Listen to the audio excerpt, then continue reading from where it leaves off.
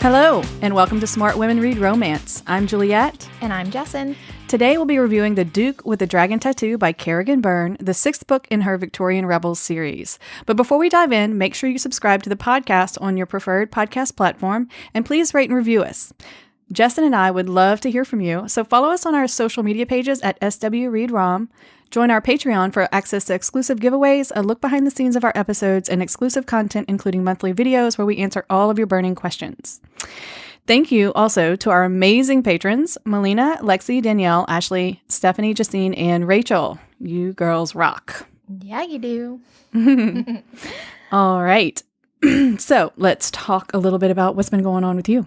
Well, this is our last recording at this house. Yeah. I'm moving temporarily to a temporary house while I house hunt. Yeah. And this is our last. It's kind of barren here. I don't know how that's going to affect our voices. It feels so lonely. Maybe we'll be echoey because my furniture is like very minimal at the moment. Right. I'm almost done moving out. Right. So it's kind of bittersweet. This is where we started. Yeah, I know. I was thinking that too. It feels a little bittersweet. This is where we started our podcast. I'm so used to our little setup here. Yep. We're going to have to move so podcasting we'll be places. somewhere different next week. Yep. So that's what's been going on with me. I have been moving like a maniac. I have bruises all over my body from moving furniture, and I'm sorry. it. I should not be laughing at that. That is hilarious. You have bruises. I bruise easily too. I text pictures to my friends in the morning and look at all my stuff in my car, and they're like, "How did you even get that in there?" I'm like, "I found a way. I found a way to lift this really heavy object into my car." Well, I know one morning you were messaging me, messaging me, and I could tell you were like, okay, I gotta get this in the back of the car. All right. And it's like 6 fucking a.m. I'm like, what are you doing? What are you doing, crazy woman? Yeah. I was definitely up really early packing my car with tenacious. Shit. That's what I'm. So yeah. what have you been okay, up to? So, okay.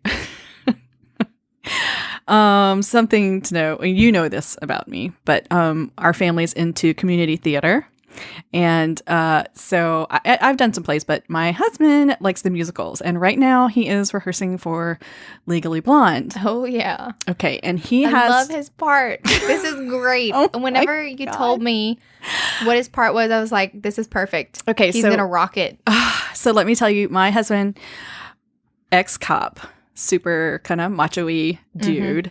And he's now a teacher, but his roles are, he has a couple of small roles. One is Dewey, the total douchebag husband of Paulette's. Yes. So he's got who is a dog stealer. Yeah, he's a dog stealer. He comes out I don't know, in the wife beater shirt and all that crazy crap.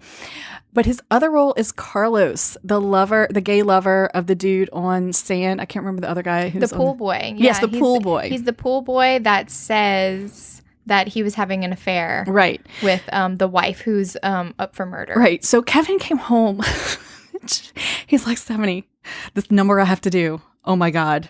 They were peeing on themselves laughing. Like the other actors and actresses. His dance routine? Doing it. His dance routine. He does fan kicks and over the desk. He has to sing in this accent. The gay or European song. Is he gay or European or whatever? Oh my gosh. I'm so ready for this. Oh my God. I'm ready for this so much. I cannot wait to see him do a fan kick. I just don't even know if I can handle it. I'm going to be dying laughing. It's gonna be I'm ready for family I know. night. And he comes home and he's like, oh, my knees. I need to work out. Not as young as he used to be. But yeah, so he's got a full-on ensemble dance number routine, whatever. This is going to be the best. I don't know if I'll be able to contain my laughter in the audience. And they'll definitely hear me cackle. And whenever I'm laughing hard, I have the weirdest wheezing laugh, and it's pretty embarrassing, so he'll be hearing me. Oh yeah, it's gonna be something else, I can tell you that. I can't wait for this is great. So if y'all are next in month. Louisiana in the spring months, yep. So come March we'll be over there watching Legally Blonde. Kevin making a total. I can't wait. I feel like it's the perfect role for him, though, because I know he's going to totally do it justice. Oh my God. He's so excited about this role. You have no idea. He is, when he puts himself into something, he's all in. So they better look out. Take his role serious. All right, you guys. So enough about us. Let's get into our episode today. So The Duke with the Dragon Tattoo by Kerrigan Byrne. This is a multiple POV book featuring a second chance romance with a decades-long separation and a dash of piracy. As with any Kerrigan Byrne novel, the characters are put through the ringer and their love is tested. She is a master at developing the emotional relationship of her characters to heighten the impact of their trials. You'll fall in love with these characters and see familiar faces from the Victorian Rebels series. So how did I come across Kerrigan Byrne? I had seen her among my other author friends on Facebook, but I didn't really know her, you know what I mean? Right. But I saw a post for her book, The Highwayman, which is book 1. That's a really pretty cover. Oh, it's a beautiful cover. Dress. It's beautiful. Yes, and just the whole sweeping. It's just a stunning historical romance cover, and I was like, ooh, this looks beautiful. So then I read the blurb and I was like, oh man, it was all the sort of dark and broodiness, and most of the historical romance I'd read up until that point were, more Julia Quinn, a little bit lighter. Yeah. So I read it and fell in love, like crazy, insano in love. Well, since then I've forced Kerrigan to be my friend, at least online. Poor thing. I'm so sorry. It. That's great. You I know. Insano fangirl. I know. I cannot help it with her. Oh. Yeah. I'm glad that you brought her up again whenever we were deciding episodes to do for the podcast. I think this was your number one that you wanted to put on there. Oh, yeah. You were like, we have to do a book in the Victorian Rebels series. Exactly. So just like I like to add books that I want Juliette to read, she likes to add books that she wants me to read. And if it's on the podcast, it means we can't back out. Yeah, this is our way we manipulate each other. Pretty much. I'm like, read all the series that I've been telling you to read. And she does the same to me. And it's a beautiful, mutually beneficial thing because we end up by loving everything. It's just, there's so many books in the world. There's so many recommendations. There's so many. And I get all overwhelmed sometimes. And that's when I just go, Jessen, have you read this one yet? Yeah. You're like my go-to girl, to find out if you know the author. If you don't, I'm like, okay, it'll go on the back burner, but I'll check her out, you know? The TBR pile is forever insane. So I'm excited. You got some insider scoop. So here are the tentative titles for the 3 books in the series. The first one is called How to Love a Duke in 10 Days, which I love that title. I do too. So cute. It is. The next one, which this word just gets me and hooks me every time. It's All Scot and Bothered. I know. Scotland? Scottish Highlanders? Yes. I'm in. You don't even have to beg me. I will read this book. That is because it's such a clever title too. I just love it. I just love it. And the last one is The Importance of Being an Earl. So I'm so excited about this series. I can't wait to see how it's going to be different from Victorian Rebels. Me too. I can't wait to see what she comes up with these characters because she has some awesome heroes and heroines as well. So I am all for this. First of all, a heroine in Victorian age who's an archaeologist. I'm all over this shit. Intrigued. Yes. Beyond intrigue. And Kerrigan is amazing. Like the shit she researches and knows for each of these books, I'm just amazed. I feel like historical would be the last subgenre of book that I would write. Not that I write any. Yeah. Just because I'm a meticulous, I need to know the details and I need to know that they're accurate. And I would have to research the hell out of it might take 3 years to do one novel. Right. Exactly. So kudos to Kerrigan for doing this so well. Okay, well, let's get back to The Duke with the Dragon Tattoo, the actual book that we're doing the podcast on. Hey, did we tell you what we're actually doing? Okay, so let's talk a little bit about our characters. Yeah, let's talk about our characters. So we have Lorelei Weatherstoke.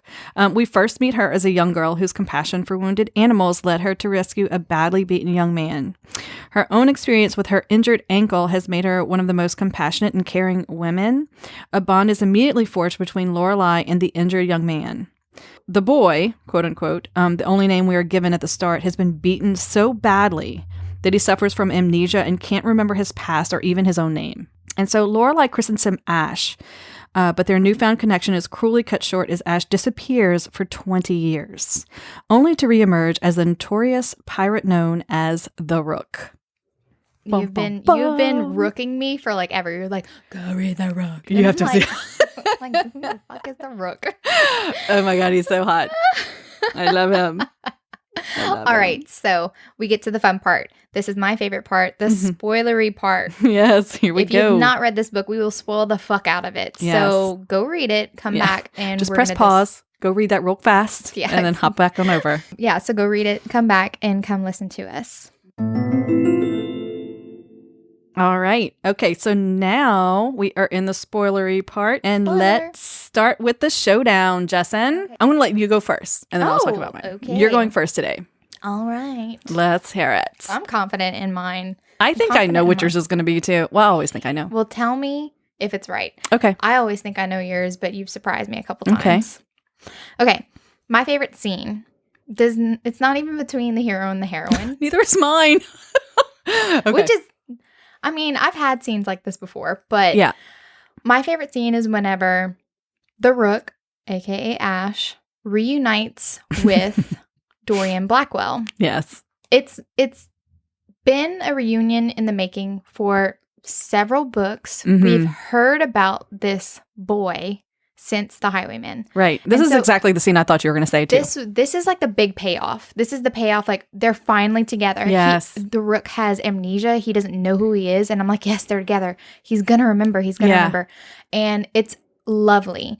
Whenever Dorian Blackwell knows who the Rook is, he's like, I'm not Dorian Blackwell. You are. And I'm like, yes. Oh, my God. Tell him who he is. There's some serious brotherly emotion. They were the Blackheart brothers Yeah. in Newgate Prison. They had such a bond. They watched each other's backs. They went through fucking hell together. Yeah. And I like them meeting as older men. They're like in their 40s now compared to like 17 whenever they were in They're Newgate. like older teens. Right, exactly. They've been through a fuck ton of shit. But their reunion's very sweet, and at the moment, Rook's having a problem with Lorelai. Yeah. They're not meshing. He can't get her to submit to him as his wife. And Dorian, not really Dorian Blackwell, his real name's Dougal McKenzie. Right. But he gives him advice, and it's this awesome moment, and they're just bonding. It's a brotherly, it's this brotherly so brotherly bond. and it's so amazing. He gives the most awesome advice.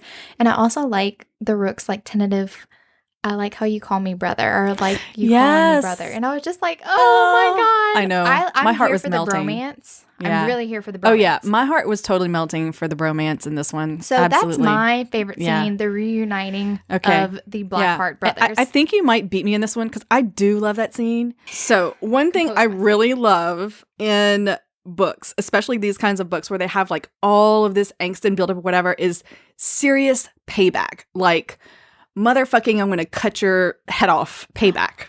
Okay? Oh, So I think my I know yours now. favorite scene is when Lorelai is about to be married and she's on the chapel steps, and in comes this black coach, swoops up where she's outside with her asshole brother Mortimer, you know.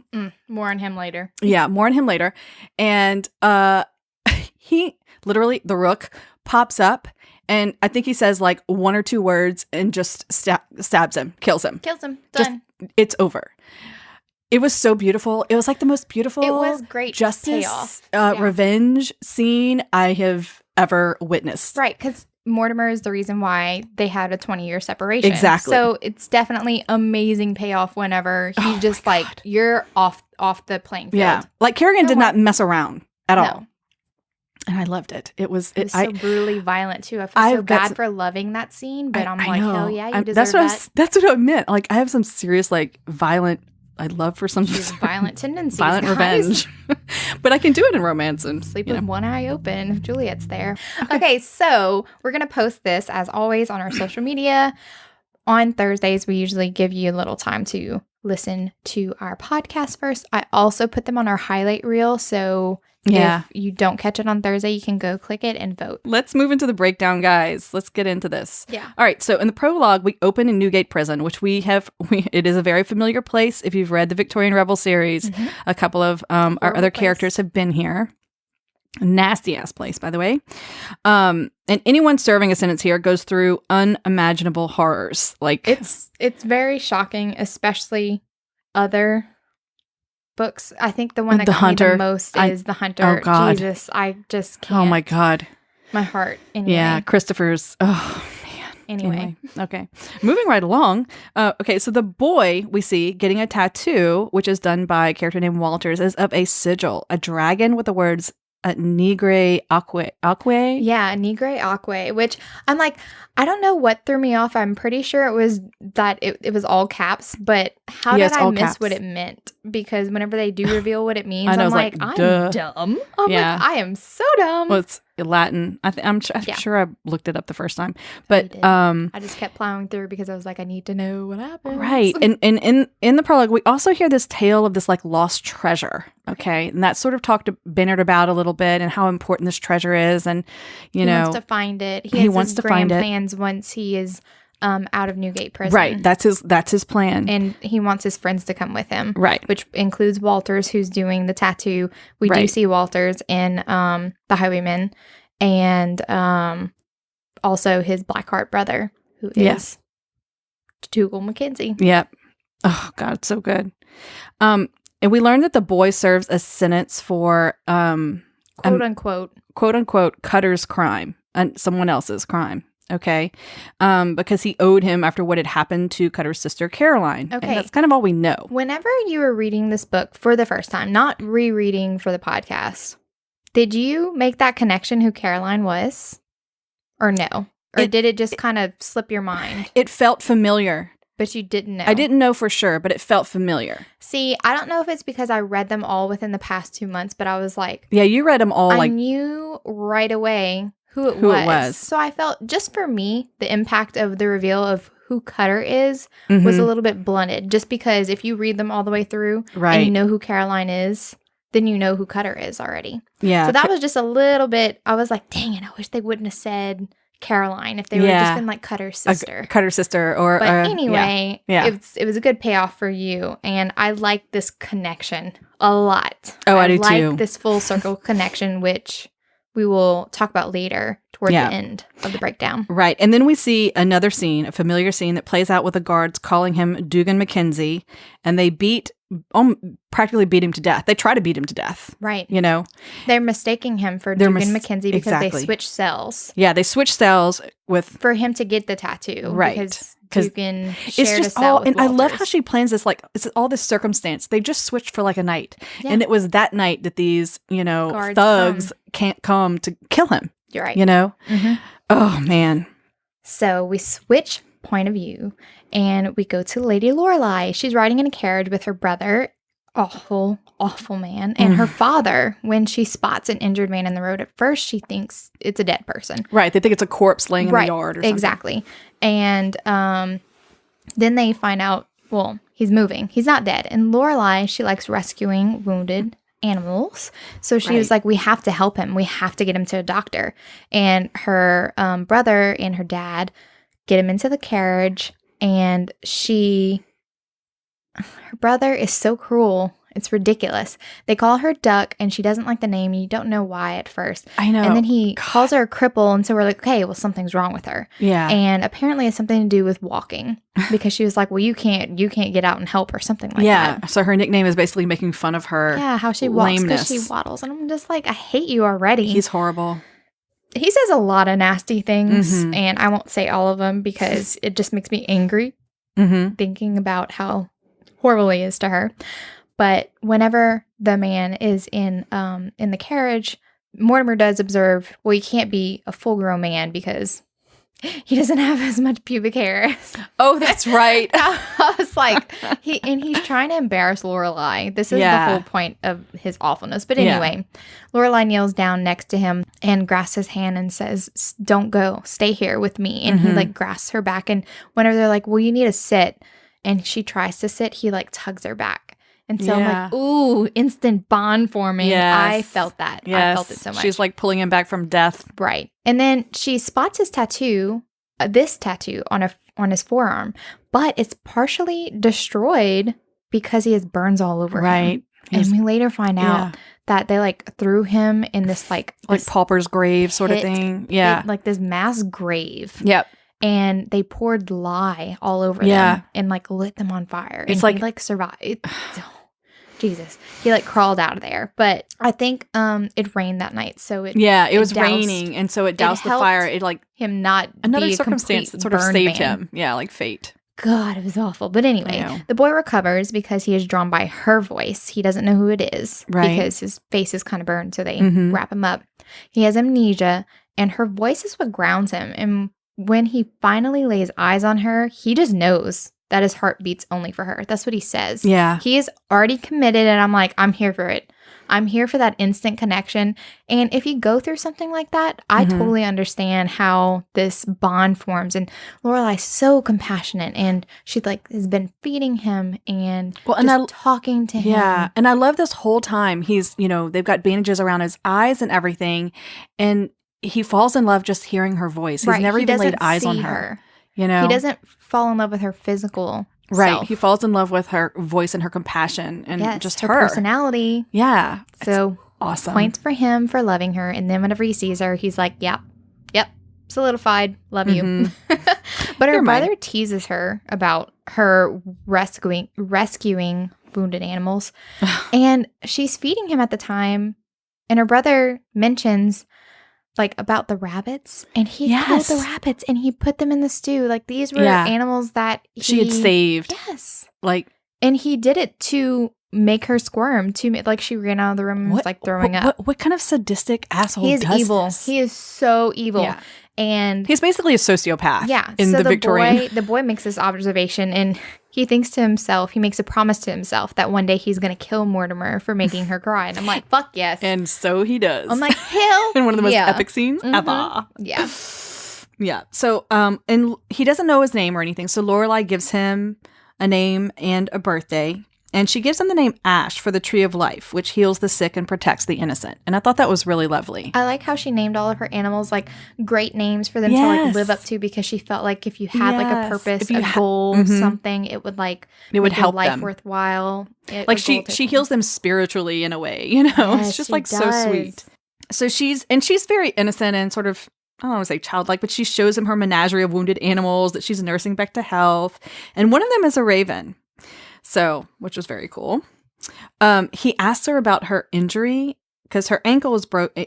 She says her ankle was broken and never healed properly, but she doesn't disclose how it happened. Not quite yet. He has to press a little bit harder. Yeah.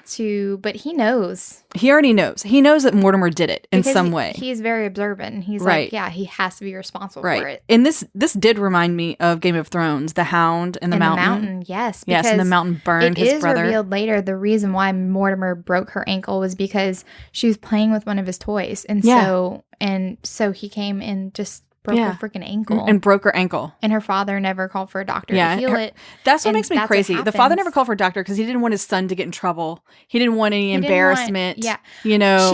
She says something whenever they're in the carriage. I forgot what her family motto is, but she says what it should be is, what would people think? And I'm like... Yeah, he's so concerned with what other people think rather than taking care of your daughter. What a horrible upbringing for her. But yeah, that really does remind me of the Hound and the Mountain. Yeah, and we have this sort of quote in Ash's, then Ash at this point of view. He understood she fixed broken creatures because no one cared enough to fix her. Fucking dagger. Kerrigan, what are you doing to me? Wiping tears. It's just beautiful. Oh, I made this observation throughout all of her novels in the Victorian series. Mm-hmm. She is so poetic with her writing. Oh, yeah. It's beautiful. It is just beautiful, beautiful writing. It is. So he plans on getting rid of Mortimer early on and working his way up so that he can marry Lorelai. That's his plan, as a young man when he's there. So he gets better, and they're obviously getting closer and closer and closer. And their last day together, he gives her a kiss, a nice chaste it's kiss. Chaste. It's chaste. But he thinks, I love you, but he doesn't tell her this. Something pulls it back. You're going to regret it. But he does say this. Lorelai, there are only two indisputable facts in this world. One, that the sun will set in the west, and two, that I'll come for you always. Oh, beautiful line. One of my favorite quotes from the entire that's a book. Really, it just sticks with you. Yeah, and he ain't lying. Nope. It doesn't matter. He's going to make his way back. And he came back eventually. Right. And so at this point, right at this little romantic, beautiful scene, Mortimer rides up like an asshat. He's like, yeah, let's go. Okay, let's go. Because he's taking Ash to some nearby town for some apprenticeship at the docks or something like that. Introducing him to Right. Introducing him to people, trying to get him a job so he can get on his own 2 feet. But then Mortimer tells Lorelai, you'll be releasing 2 pets today, Duck. So it's very ominous. Asshole. And then to Ash, let's get a move on. I'd hate to miss this appointment. Oh, I knew it. I know. And it's so foreshadowing. I mean, it's just like, oh my God. It's heavy-handed foreshadowing. Yeah, it's like slap you in the face with it. Like you fell in love with these characters. I'm so glad you love them because I'm taking them away. I'm separating them for 20 fucking years. I can't lie. Whenever I read that, I was like, are you fucking kidding me? Is this for real right now? I voice messaged Juliette at like 6 a.m. and I was like, it's 20 years? I know. It was so funny. I was like, that's a really long time. I'm like, what were they doing this 20 years? And how are they not like involved with other people by this time? I was like very shooketh after I read 20 years. I had to talk her down, y'all. I was freaking out. I'm still freaking out. That was a long fucking time. Yeah, it was. I was definitely, it was a what the fuck moment for me. But it opens and it's Lorelai's wedding day. They go full steam ahead straight into this story. Mortimer lost their house in a bet because he's a stupid asshole. He's not just stupid. He's not just an asshole. He's stupid. Yeah. Best kind and cruel. He lost it to this old geezer who his family was pig farmers, but he worked his way up. He's new money or whatever. Mm-hmm. And Lorelai has to marry him. So oh God. Her sister-in-law Veronica is a source of comfort to Lorelai these past years. Yeah. And made their mutual abuse by Mortimer more bearable for having each other. Yeah, because Mortimer abuses his wife and commiserate with. Yeah, exactly. Oh, it's so horrible. And so I knew right away. I also messaged Juliette. I was like, I really hope whenever she escapes this that she takes Veronica with her. Please don't leave Veronica. I'm like, she does not. No one deserves Mortimer. Yeah. No one deserves her. No. Him. So Mortimer, we find out later, she's just thinking about everything. She's about to get married and to someone she doesn't love. And Mortimer told Lorelai that Ash had remembered who he was and left. Yeah. And I was like, his amnesia went away. He remembered his old life and went back to it. Yeah. And he preferred that more. And so she's just been thinking, oh, well, he just didn't want me enough. Exactly. And that killed me too. It did. I'm like, I can't believe that's what she's been thinking these past 20 years. 20 not years. Even hope. It's no, he preferred someone else to you. After his old life. Told me he would always come for me. Fuck. Anyway. So I already knew this wedding isn't going to happen. And why do you ask? Because she notes the footman who's unusually handsome and also unfamiliar. She's, you get familiar with your staff. Right. So I was like, I was on red alert. Me too. Red alert. And I was like, oh my God. She goes outside and she notes that the coachman has his collar turned up to ward off the wind. And I was Quote, no, unquote. It's not. I was like, it's to conceal his face. That's right. And I was like, is that Ash? Is it him? Oh. So I was ready for God, it. So good. And it does not slow down because at the chapel, at the short drive for the chapel, the coachman jumps down and unceremoniously drives a knife under Mortimer's chin. This is gruesome picturing it, and it's great though. And guess who it is? It is Ash. And I was fucking vindicated. It's so awesome. And Ash goes up to her and he goes, I came for you. And Lorelai says, why? And Ash says, does the sun still set in the west? I was like, fuck yes, he has come to claim his woman. Yep. So Rook and, how do you say this name? Moncrief? I say Moncrief. Moncrief? Mm-hmm. Yeah, I felt like it was kind of French-ish. Yeah. They take the women, both of them, to their ship. And we find out why he's called the Rook. Well, we find out that the Rook is a notorious name. Right. And he says, I have many names and even more titles, but first I am the captain of the Devil's Dirge, more commonly known in this part of the world simply as the Rook. And that Ash doesn't exist anymore. Yeah. So it's we're getting a totally different person. This is not the sweet boy. This isn't the boy that was This is not the person that was... compassionate and loving and wanted to protect the wounded. Not that he doesn't want to protect Lorelai now, but this is a whole different ballgame. Well, 20 years have passed, Jessen. Yes. Which is what makes me I'm not angry. rubbing it in. What makes me angry. So Veronica is already, once they're on the ship, Veronica's already thinking of ways to escape. Yeah. I like Veronica. I did. She's an awesome character. She was like, Feisty. we're gonna do this. Yes, we're getting out of here. We're getting out of here. She's very action oriented. Yeah. She wants to take action. I like her. Yeah. But Rook says there's going to be a wedding. He's like, the wedding. Good thing you're still in a wedding dress. Yeah, this is awesome. Okay, I love this scene so much. Moncrief is marrying them. And he says, Captain, did you literally take this woman for the purposes of being your wife, for profit and desire, for plunder and pleasure, in seasickness and health, for as long as you are inclined to have her? Rook says, I did. She's mine. Moncrief says, that's it then. By the powers vested in me by, well, you, I promise...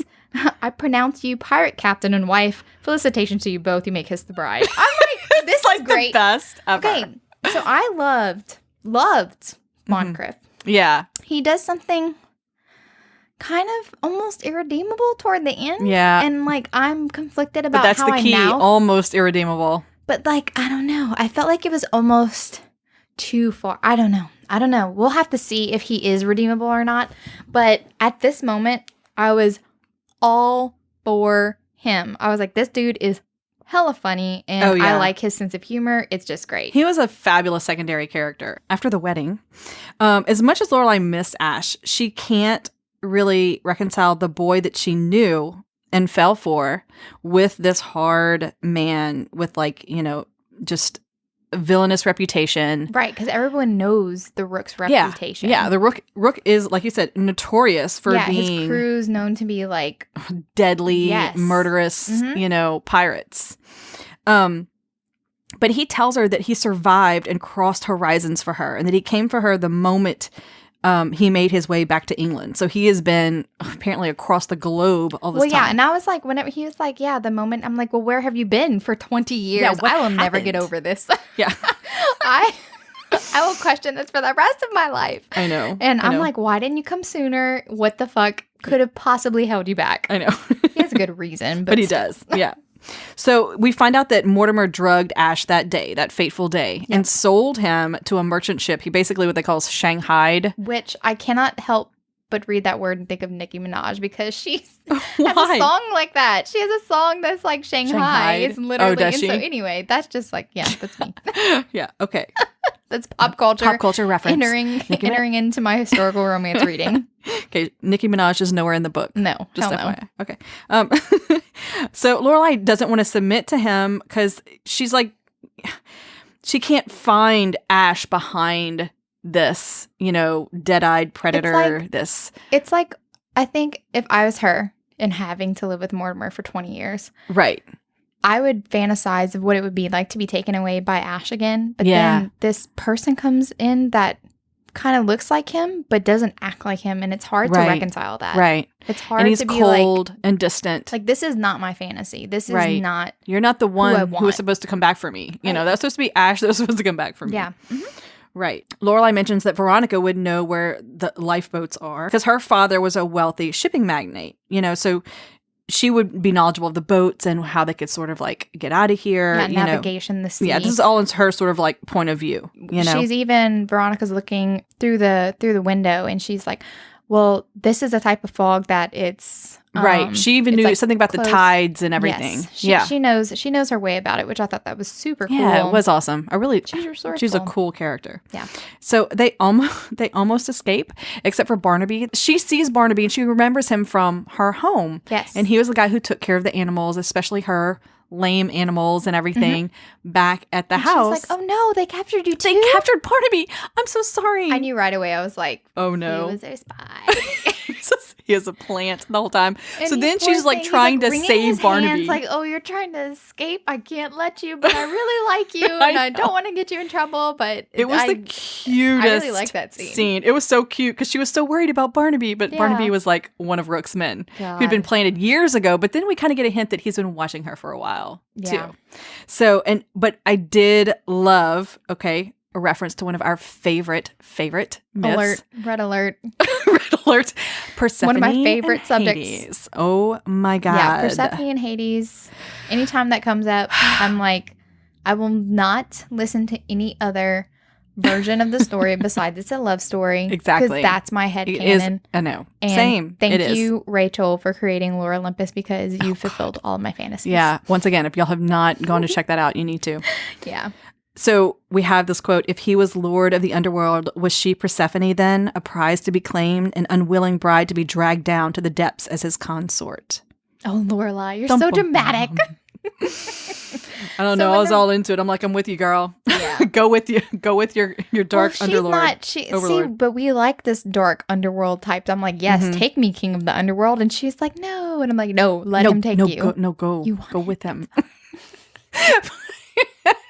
You really want it. It's fine. Come on. So whenever the Rook catches them, the crew, this was a really hard scene. It made my heart really hurt for Lorelai. It did. They make lewd jokes about Veronica and Lorelai, but they basically just call Lorelai the other one. They're like, ooh, Veronica's the pretty one. Well, they don't say Veronica's the pretty one. They're just like, yeah, we'll take the pretty one and maybe that other one. Like, very dismissively, like, you're not worth our time. Sad. And of course, she has that lame foot, so she's always felt like lesser, because of that. Yeah, and that it's just dagger to the heart. And I hate that vulnerability in Lorelai. I do too. I hate Mortimer for creating it. Yes. But Lorelai asked why he can no longer be Ash. And Rook says that Mortimer killed Ash, but doesn't elaborate. This is where my frustration grows. I'm like, just tell her. Tell her. Tell her the reason. But he doesn't. And our story would be over too soon if he tells her now. Right. So the Rook asks, what would you say if Ash was here? If Ash was here and if he were still alive, what would you say to him? Mm-hmm. And she just like loses it. And she's like, you promised you would come for me. For years, I mourned you like a beloved who died tragically. Mortimer told me you remembered who you were. I thought you'd gone back to your life. Obviously, it's not true at all. Yeah. And she's mad that he abandoned her to become a heartless, deviant man. Like, this is what you left me for? Yeah, this is what's been going on. This is what you've been doing for 20 years while I've been suffering. Yeah. Like, just suffering, like pining. Yeah. And, knowing my dreams were lost. Right. Exactly. Like, no hope anymore. So the Rook is like, he won't explain anything. He just doesn't. But he's kind of using his body to his advantage because he's like, okay, well, I'm going to run a bath. And she's like, I'm not taking a bath. And he's like, it's for me. I'm like, yes, you get naked. I'm like, go for it. And he asks her to like wash his back. She observes, well, now he's like tatted up. And I'm like, yeah. I'm a tat girl though. Oh, yeah. I mean, it's not necessary. I'll still like you if you don't have tats. I'm not. Yeah. We don't mind a little. But if a little ink is nice. If you have ink, I'm like, that's hot. But anyway, she notices that he has a lot of scars on his back that weren't there before because she's cared for him before. Mm-hmm. And he has a ton of tattoos. And he kind of makes this observation, and it's relating to what Lorelai's familiar with. He makes a comparison to the animal kingdom. He says, heroes and villains must men be defined thusly. There are none of either in the animal kingdom. There are only those who eat and those who are eaten. The strong prey on the weak. There is an order to things. You adapt and survive or you die. So basically this is the mantra that he's been living for the past 20 years. This is the thing. He's like, it's do or die. If you're not there first, if you're not going to kill this person, they're going to kill you. Right. So here, I'm going to interject for 1 second. Mm-hmm. And I'm just going to say, I think this is a reason for the 20 years. Because if he had been, like, let's say he had survived for, 5 years, even 10 years somewhere, he might have come out, old Ash might have survived, but I think that long. Stop giving me evil eyes. She's giving me evil. I don't want him to be tortured for 20 years. I don't either. But he was, Jessen. Get over it. But I think that's why he's so fucking hard. This is why Kerrigan's a genius. I know. Because she made us fall in love with Ash like in the first few chapters. Right. And then she just took him away. And I'm like, why? Why did you do that to him? Why are you torturing me? Right. But I think it was that length of time that scarred him and built this entire cold, distant, Definitely. And I think it makes his struggle to come back. Right. Come back that much harder. That much harder. And that's why he can't just suddenly be soft and everything with her. He can't just like turn it off, you know? Agree. So Rook is dying to be with her because you get his point of view. And though he is irredeemable, a part of him wants to deserve Lorelai. And feels like he kind of does. Like, after all the shit he's been through, he's like, this was my ray of hope, and I finally have her. Like, I feel like I should be able to have her. She's mine, right? Yeah, like, I feel like I should be able to have her. But I like him better for it because he doesn't take her by force, and he says he won't have her until she asks for it. And but he does give her opportunities, but Lorelai is just not taking the bait because too soon. They're reunited. I mean, they're reunited. Yeah, her head's spinning. Yeah. You know? Yeah. He just murdered a man in front of her like 2 seconds ago. Yeah. But he says, out there, I'm captain and I'm king. In this chamber, you rule me. You command me. And I'm like, baby. I would have been all on him, like, I will white on command rice. you. But I have apparently less moral compunctions than Lorelai does. Yeah. Because well, we're definitely not ladies like Lorelai. For damn sure. But he does, however, kiss her silly against the wall. And then she passes the fuck out. I'm like, Lorelai, girl, I'd pass out. my dreams. I'd totally pass out. It was that amazing. You know, meanwhile, we get Veronica's point of view. She hears a noise and finds a peephole that looks into the other room. She's like in this little bitty room by herself and the door's locked or whatever. But she finds this peephole into the room next to them. And Sebastian is engaged with a woman. Oh yeah, he is. He's quite engaged. I was ready for it. And I have to say, this scene was super fucking hot. This scene was so hot. Veronica was like such a voyeur, but she couldn't look away. It was so unexpected. Yeah, Veronica's like, oh my God, they are like getting it on, right? But then Sebastian, his eyes, his gaze raises, like it seems to be looking directly at the peephole. While he's going down on this other woman. Yes. She's like, first of all, she's floored because all she's known is fucking Mortimer. Right. Who's an asshole. Right. I'm sure she doesn't even know that women can experience pleasure. Right. She's not experienced pleasure from a man at all. And so she's seeing this and he's like looking, while he's, you know, doing what he's doing with her, he's looking through the peephole at her. Yeah. And Veronica. She's like, wait, no, he can't see me. You know. He knew she was looking. I know. He knew she was looking. He knew. And so during this scene, Rook bursts into Veronica's room because he's worried about Lorelai because she's fainted from the kiss, you know, and won't wake up. And Veronica says this happens sometimes, you know, when she gets stressed out. And then she's all pissed because she's like, what did you do? You know? Yeah, what did you do to make her stressed out? You know? And then she is a little surprised, though, that he's worried about her in this scene. You know, he notices that he is actually genuinely concerned about her welfare. You know, it's not just like, hey, she passed out. He's like, how long is she going to be out? Does this happen often? He's asking all these he's like, questions. what's going on? He's like really worried. Right. So he says to watch over her while he is busy, quote unquote, storming Benmore Castle. Benmore Castle. Benmore Castle is Dorian Blackwell's home. Yes. And Dorian Blackwell from The Highwaymen. So excited. I was like, this is happening? I know. I was ready That was super exciting. Ready for it. That standoff. Oh, anyway. So Sebastian shows up and offers to help Veronica, of course, and Lorelai escape while Rook is busy. Because earlier in the novel, Sebastian notes that this behavior is not typical of Rook, not typical of the captain that he knows. And he's like, well, this woman seems to be his weakness. Right. And so he thinks, you know, to be, you know, the good friend, he needs to get rid of her because they're after this treasure, right? Yeah. You know, they're looking for the treasure. Man, he wants his booty. Right. I'm not talking about the physical guy. Exactly. He gets that booty. About the body. He wants the other one. Yeah.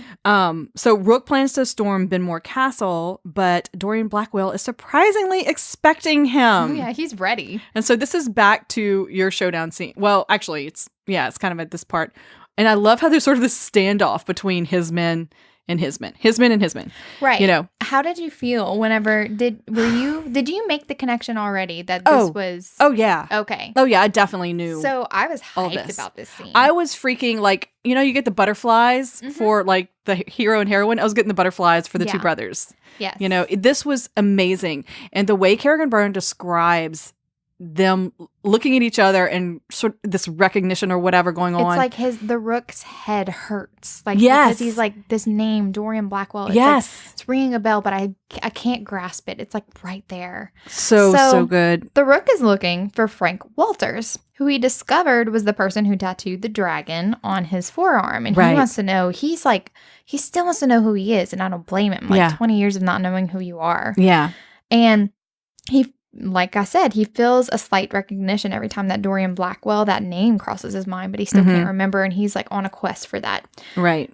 Dorian reveals that he has two things the Rook values: 2 women, one of which is the Rook's wife. So Ash, I like to call him Ash because, that's who I love. I know. But I know Ash is like, what the fuck? Yeah. How does he have these women? Why does he have my wife?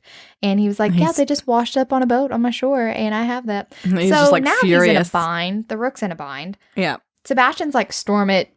Who cares? Mm-hmm. The Rook's like, hell no. But he's looking for Walters. And Dorian says, Walters, he's not even there. And he's like, well, if you're looking for him, maybe I can help you because I was in Newgate Prison with him. So Dorian Blackwell sees the tattoo and totally recognizes it. He's like, the dragon, the map. And then he looks up and he's like, you're dead. And then he calls Rook brother. He just like starts spilling his guts. He's like, brother. And he tells him how they avenged him and killed all the Newgate guards that beat him. And Ash is just like, wait, what? He's calling me brother. Meanwhile, I'm having all the feels and tearing up. And then Dorian whispers in Rook's ear that he's not Dorian Blackwell. You are. And I'm like, fucking yes. It was like such a big payoff. I was so excited about it. So they go into the castle where Lorelai has been fretting and she was actually still passed out whenever Veronica and Sebastian loaded her into the boat. So it wasn't really her choice and I like her better for it. I do too. I'm like, I like that it wasn't that she her didn't choice. abandon him. And she's actually worried. He's like, she's thinking to herself, does he think that I left him again? Yeah. So even though she doesn't want to submit to him physically, she still is not ready to let go. Her heart's still there. Oh, she is not ready to let go at all. She still has hope. So Dorian tells the story of the Blackheart brothers, which was Dougal Mackenzie and Dorian Blackwell back in Newgate Prison, how they were brothers, as close as brothers, back in that time. They consider themselves like closer than brothers. Right, closer than brothers of all they went through. And they even look alike too. Yeah, they do. And he has the map and the sigil, which is the same as his tattoo and says Nigre Aquae, meaning black water. Yeah. Yeah. So they figure out what that means. And black water is actually the waterway. The waterway. And they figure out that the map is not roads, it's water. And and so they're like, oh, the treasure is on the Blackwater River. Yeah. We've been passing it this whole time. Yeah, like it's for right years. So Sebastian is all excited now. He's like, oh, they finally know where the map is. And, so he's excited about getting to that treasure, of course. Veronica is intent on getting back home, but Rook says that Lorelai goes nowhere. She's my wife.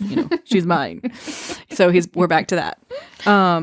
So Farrah's kind of like mediary. Yeah. That's Dorian's woman. I love Farrah. Let him go. Let him go just rest and change. We'll talk about why this don't you later. Let's just take a little breather. Let the ladies rest. So Lorelai and Veronica leave. Yeah, so they leave. And then Farrah asks Rook if he loves Lorelai.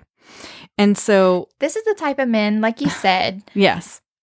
Your men don't have to admit, like say out loud that they love the woman, but as long as it's implied. And some of the more broody men, and I find a lot in historical, which makes sense. Yes. Won't actually say I love you. And Dorian helps him out by asking, what is she to you?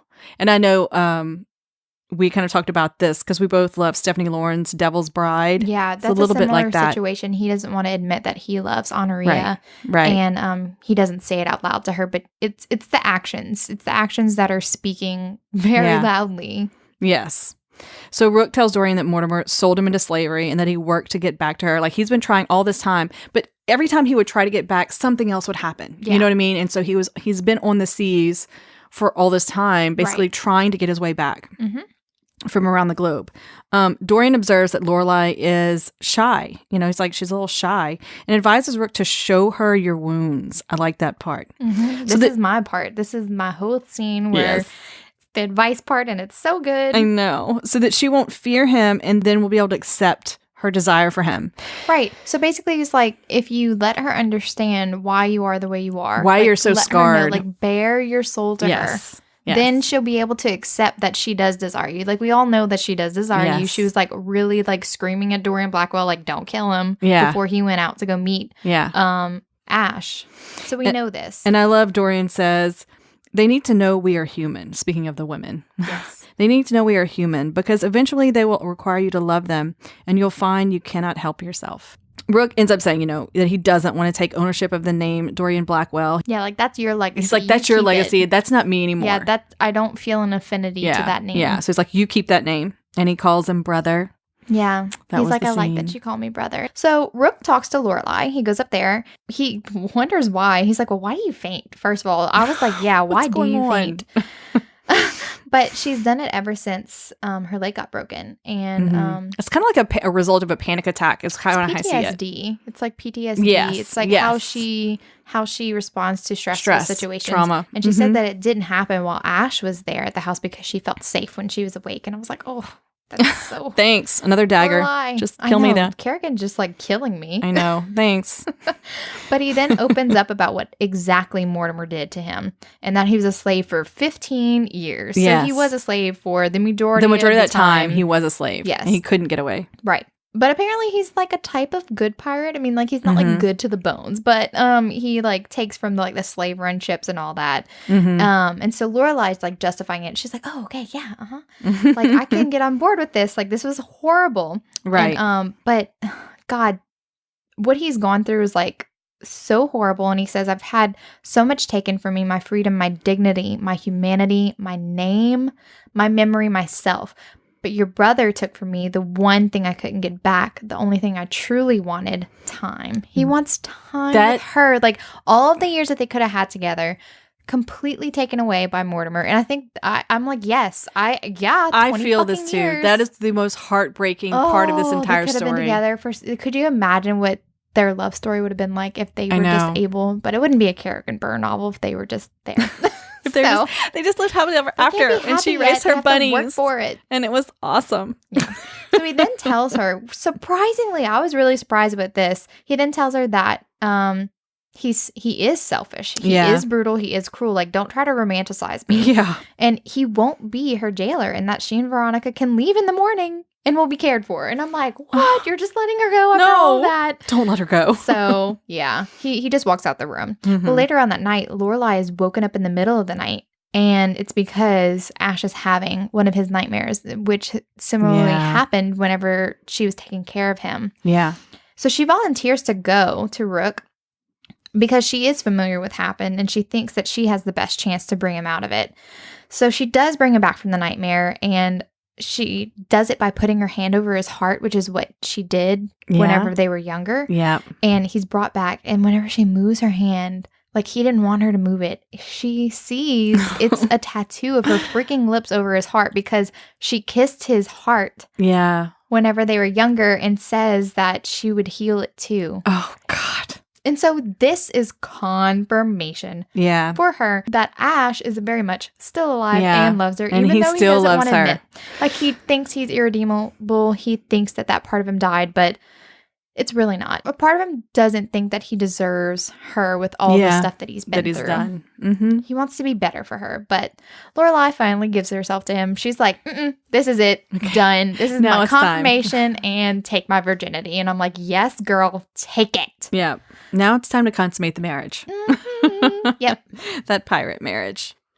So the next morning. Yeah. So after, Rook tells Lorelai that he feels like if he finds the Claudius cash, he'll find himself. And that's that treasure, right? He's been really on his mind his entire life. Yeah. It's like, okay. Almost like a I legacy. know who I am, but still, I've been looking for this my entire life. Yes. And I feel like I just need to complete this journey. Yeah, exactly. Which is understandable. He needs closure, Yes. And so he reveals that he should have said that he loved her back when he had the ability to feel it. And her response is, "It doesn't matter. I love you." Yay. So, yeah. Hey, so Lorelai, she's we're on getting board. all the good. Everything is happy, right? Yeah. Everything, No. Is this our happily ever after? No, not yet. Okay. Still some more to go. So then Lorelai tells Veronica that she loves Rook and that she will help her return to her family, or even get back to Southbourne Grove. That's like the Weatherstoke estate where she's from, which Ash has purchased. Yeah, he's like thought way ahead. He's already purchased it from that gooch guy who. Oh God, and the thing is, the reason dude. he's got like Barnaby planted, he's got all these things going on. I feel like he's been watching her quite a while. It's a chessboard. He has all of his pieces in place. Yeah. So a man from Scotland Yard is there, and they think it's about Mortimer. Yeah, they're like, oh, someone's coming because someone was murdered a couple days ago. Somebody had a knife shoved up under his chin, in front of the chapel.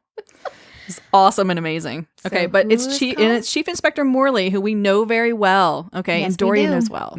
We know from the Highwayman, we know from the Hunter. Mm-hmm. Christopher actually works for him now. But when he comes in, he doesn't call Dorian Blackwell. He calls Rook Dorian. Yeah, he looks at Rook and he's like, Dorian. So he knew him. Yes. He knew him. Yes. And then he punches the other Dorian Blackwell from, our highwayman, Dorian. I liked the reasoning that Kerrigan built in with why Morley hate him so much Dorian in the Blackwell highwayman so much. Yes. The one who assumed the name, his real name's Dugan Mackenzie, but why he hates him so much. Because we think from the highwayman that it's because Dorian won Farrah. Right. He wants Farrah as his wife or whatever. And we thought that Morley is sore that because he wanted Farrah and Dorian got her. And that's why he's so hell-bent on jailing Dorian. That's not the reason why That isn't the reason at all. So we discover that Rook Dorian was engaged to Morley's sister Caroline. Right. They were like this fantastic threesome. They were and they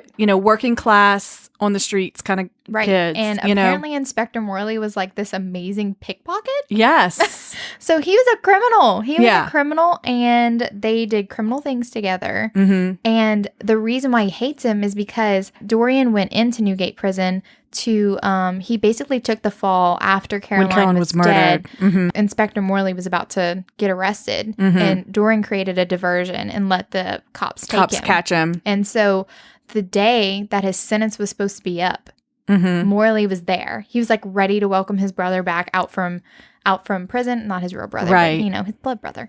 And out steps someone who's not Dorian Blackwell, but calling him claiming name. Dorian Blackwell. Yes. And so that's why he hates yes. him. So I know. Rereading, it makes so much I want to reread The Highwayman. I know, I do too. Knowing that and just like anyway, we'll do I thought together. that was a great layer.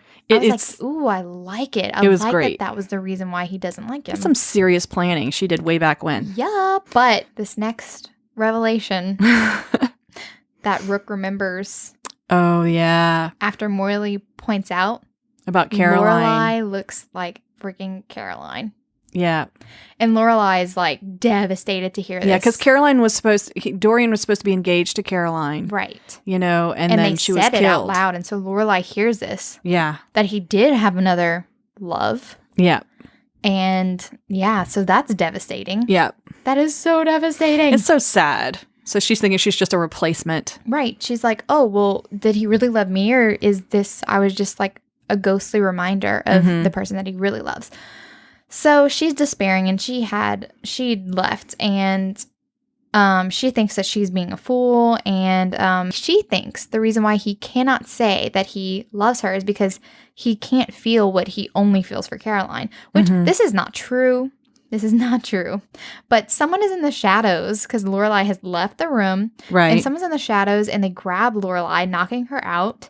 And I'm assuming it's chloroform because she like smelled something sweet. Yeah. So did you know it was Sebastian? Were you like, yeah, that's him? I did. Yeah, me too. I did. Because it kept setting him up for him saying that. And he that's was so Rook's weakness. In his like very lighthearted personality started turning slowly toward the end. You know what I mean? Yeah, and he just wanted her not out the way, but yeah. Like he didn't really want her dead or anything. Stop messing with her treasure hunt. Yeah, like the treasure hunt's way more important than you, woman. Yeah. So Veronica comes into the room where Morley, Dorian, and Ash are still talking it out and alerts them that Lorelai is gone. And there's a note. And the note reveals that Sebastian has put her on a flesh smuggling ship. And he has taken his crew to find and take the Claudius cash, which is the treasure that they've been seeking. So he has a choice. So this is a test. So which one is more important to Ash? Right. It's like, dun, dun, dun. So Sebastian tells Lorelai to look at what he's done as a favor. Because if he goes after the fake ship that she's supposedly on, he loves her. And that if he comes to the island, that he loves the treasure more. So it's like, see, you'll get to find out if he really loves you or not. You know? I'm doing you a favor, honey. Yeah. Even though I'm probably going to kill you or something, because he's not going to get here in time and save you. Right. So, but they mutinied because, of course, they're pirates and they love their booty more than their treasure, more than love women. Can't be worth more than treasure. Yeah. Yeah. I mean, these aren't men who are like, deeply in love or No. And understand that sort of, you know, they're pirates, man. The deepest relationship that they ever had is their dick deep in a whore, and that's it. Exactly. So you know, they're way used more to attached shit. to their pirate brothers, and even that they're willing to mutiny for treasure. So they go to this cave, right? And when they go to look for the treasure, the cave is empty. Yeah, and they're like, do we have to fucking mine? Yeah, they have to mine. Do we have to it's dig? buried? Maybe we have to dig. Yeah, Maybe it's we're gonna dig. We're gonna start digging. Crazy. You know, but Lorelai realizes she figures out that the treasure is the black salt, which was used to pay soldiers in the time of the Romans. Right. We did have a little hint in the beginning. They talked of the about the novel. salty they talk about water, the black salt that's like famous for that part of where they're at in England. And that is such a freaking cool. I thought historical. It was cool. I'm all into that, man. I never knew about it until then. So. Yeah, me neither. And I love it. I love historical stuff like that. So Ash shows up and says to give her to him. This like, whole scene. Get away from our woman. Yeah, and like, give I'm her to going me. to fucking kill you. And Sebastian just using her as a shield. Yeah, and he's like, I'm not alone, you know, because he has. Well, he doesn't tell him that. Yeah. He like makes him believe that he is alone. Right, but he's got Dorian and Morley and, you know, others around. Morley, we discover, is a sharpshooter, and he wings Sebastian. So Lorelai escapes, kind of scoots around the cave, you know, and gets to safety. I like how Sebastian's like, you missed, like talking to Morley. He's like, no, I didn't. No, I didn't. Like, I'm not trying to kill you, idiot. I know. I love you in. Yeah, this was an intense scene that I really loved too. I love this is a very good climactic because Lorelai scene. Lorelai's like, oh, he showed up for the treasure. Not Yes. me. No, girl, no. Veronica saw Sebastian rowing away with Lorelai, so she already had the insider information. Yeah, she already was knew. Like, I saw you. Yeah. I was looking out on the water and I saw you, so we already knew that she wasn't on a flesh smuggling ship. So we get serious, like, awesome, angry kiss. Yep. In the cave. I like that. It was awesome. So now Sebastian is going to be arrested by Scotland Yard. You know, we need an arrest, right, for Scotland Yard. And since he is a member of this crew, we also find out that he's an Earl. Yeah. Morley just drops the bomb. I'm like, wait, what do you mean? Which makes me think, Earl? like, I wonder, like, is he going to get a story at some point? Is he redeemable, do you think? As a hero after later? the epilogue, I'm going to say something about that. Okay. So the epilogue. Let's talk about the epilogue. We have Lorelai being taken to America to have a procedure to correct her injured ankle. I love this part. Fucking finally. Yes. I thought about that too. I'm like, she could have had this procedure like a long time ago, but of course she was with Mortimer and he's an asshole. And I really love this part because the doctor's like, yes, we'll have to re-break the ankle. And he's like, what? Dorian's like, not Dorian, Ash, I'm sorry. Rook. Ash is like, no, we're leaving. No, you're not breaking her ankle. He like loses his shit. She's like, calm down. Yeah, we do have a cameo too from other. I love the cameos. We have from Imogen and Cole from the Duke. So yes, which like is also an awesome one. Randomly, but that was cute. And then at the very end of it, saying she really did have the procedure. It did happen, right? And there's a quote that says, "A year later, Lorelai was able to cajole Ash to attend Veronica's second wedding, despite her shocking selection of groom." Bold, but it does say that Lorelai didn't merely walk or hobble down the sunny lane in the south of France to greet her beloved sister. She ran. That was so lovely. I love how that ended. Like, that was the perfect line. She didn't but walk, I want to go back ran. to the Veronica's Clever. second wedding, despite her shocking selection of groom. So I'm wondering, is it Sebastian? Because they had a connection in this book. Right. Is it Sebastian or not? And do I want it to be Sebastian after what he did? Because he kind of betrayed his supposed best friend. I mean, it doesn't really Morley say how kind of close becomes a hero in this story. I would Wait, what? love Morley. Well, Kind of yeah, becomes a hero. but I don't think that Veronica marrying Morley would be a shocking choice of groom. Yeah, that's true. That's why I feel would like it it's be? Sebastian, because he's a villain and that would be shocking. But I'm like, Kerrigan's going to have to do some serious work to redeem him. I liked him at the beginning. Yeah. I loved him at the beginning. Speaking of notorious Sebastians, let's just hold it for a second Okay. and go You're back right. to Sebastian St. Vincent You're from right. The Devil in Winter. You're right. We hated him, We did. you know, in the book where he was the villain. Yeah. It You happens know? in autumn. I hated him in that. So it can be done. Yes, it can. And I have You're complete right. faith in Kerrigan Byrne if that's All where she's right. going. All right. All right. Yeah. Shouts to Kerrigan Byrne. She is an amazing writer. I cannot wait for her next series because I know. And the first one comes out in August, guys. Yeah, so countdown. I cannot wait to How to Love a Duke in 10 Days. Yeah, it's already on Goodreads if you want to go add it to your TBR. Oh, yeah. Go click that TBR button. Also, just, Kerrigan Byrne is freaking hilarious. She posts the best things on Facebook. She posts, like, the historical hotties. Go follow her. Oh, yes. Which I love. I do like those a lot. Yeah, and she posts just the funniest shit. Those are fun. I like good Facebook pages. Yeah, so go follow her and find her, you guys. You won't be disappointed. So before we sign off, I just really want to know, because I'm curious to find out, who's your favorite, or what's your favorite book out of the Victorian Rebels series? I struggled with picking my favorite, but I think I settled on one. Okay. I struggle between two specifically. Me too. But the thing is, my favorite book, I don't think is my favorite hero. Is that weird? Okay. Well, tell me your favorite hero first, and then tell me your favorite book. I think my favorite hero is Christopher. Christopher, he had such a heart-wrenching backstory. I think that's what it was. And I literally was just like bawling in that intro. I was like, I'm not okay. Does it get better? I know. I was like, just keep going, just keep reading. Oh God, no. Christopher, and for all of that, when he again lands his sights on her, on his woman, on his love. Right. He is unwavering in protecting. He's all in from the beginning. Okay, her. God. Okay, I think I have your same dilemma. Okay. I think I have a different favorite book now. I'm a different. Christopher. So who's your favorite hero? Well, that's not fair now, because now I want to say Christopher. He was the other one I was struggling with. Okay, this is not fair. Okay. I'm going to do what you did because you're cheating. So I'm going to cheat too. All right. Christopher's my favorite hero because he goes through a fuck ton. Copycat. And I also kind of like, he got the assassin thing going for him. Mm-hmm. And he's like supposed to assassinate his heroine. Yes. But then he doesn't. It's so fascinating. It's like a fate-filled, I love all that. Okay, so what's your favorite book? Okay, see, I think my favorite book is still The Highwayman. I think it's just because it was my first Kerrigan Byrne, and it stuck with you? It just stuck with me, but I've loved every single book. Yeah. Okay, well, my favorite book is The Highlander. I knew you were going to say that. You told me before I read The Highlander 2 that you think it would be I said it's going to be your favorite book. I knew it was going to be. Not only do I like Scotland, but you get a glimpse of the heroine in Christopher's book. Yes. And I was like, she better get a fucking book. I'm like, I know. She deserves a happily ever after. Does. I was like, Mina has got to have one. Yeah. And so Mina is the heroine of The Highlander. And I just felt totally vindicated whenever I was like, yes, she's going to get an Okay, so ATA. since we're doing cheatsies, I'm doing tiesies. My favorites are The Highwayman and The Highlander. I just changed my mind. Because it's also so reminiscent of Jane Eyre, which is my favorite classic novel. And so, I don't know. It's just so hard. They're so good. It really is. It really is hard. But I'm going to stick by that. Christopher's my favorite hero, but my favorite book to read, and probably the one I'll reread again and again, is The Highlander. The Highlander. Yeah. Well, we hope that you enjoyed today's episode and look forward to the next one, where we'll be discussing Long Shot by Kennedy Ryan. Thanks so much for listening. This goes out to all the fangirls. Life's better with a little HEA.